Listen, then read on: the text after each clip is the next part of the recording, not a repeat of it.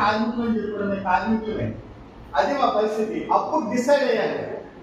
ఆ డిసిషన్ నా లైఫ్ మార్చింది. ఆ తీసుకున్న నిర్ణయం అంటే అప్పుడు డిసైడ్ అయ్యాను, నాకులాగా నా పిల్లలు ఉండకూడదు. ఎంతమంది కోరుకుంటారు తల్లిదండ్రులు?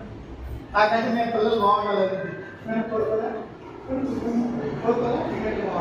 కొంచెం కోరుకున్న తల్లిదండ్రులు చెప్పినట్టు లేదు సార్, పిల్లలు బాగున్నారు, పిల్లలు బాగున్నారు సార్, నేను కూడా నాలాంటి తల్లిదండ్రులు నేను కూడా హ్యాపీగా థ్యాంక్ యూ. రైట్, ప్రతి తల్లిదండ్రులు కోరుకుంటారు కదా, నేనదే కోరుకున్నా. డిసైడ్ అయ్యాను, నాకులాగా నా పిల్లలు ఉండకూడదు అని చెప్పి అందులో డిసైడ్ అయ్యానండి.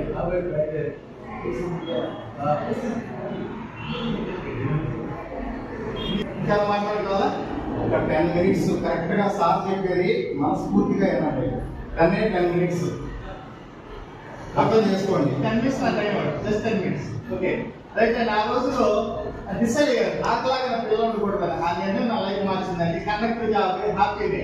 అది జాబ్ చేస్తే ఏం చేయాలి అంటే, జాబ్ చేస్తూ చేయాలంటే మళ్ళీ సాఫ్ట్వేర్ కావాలనుకోండి, జాబ్ చేస్తూ కుదరదు. అలాగే పెట్టుబడి పెట్టినప్పుడు డబ్బులు లేవు నా దగ్గర, పెట్టుబడి పెట్టి వ్యాపారం చేయడం డబ్బులు లేవు. అలాగే ఒక గవర్నమెంట్ ఎంప్లాయీ అని చెప్పి నాకు ఫ్రీ టైం చేసుకోవాలి. అలాంటి అవకాశం కోసం చూశానండి. అప్పుడు తెలిసి నెట్వర్క్ మార్కెటింగ్ ఉంది. నెట్వర్క్ మార్కెటింగ్ పెట్టుబడి అవసరం.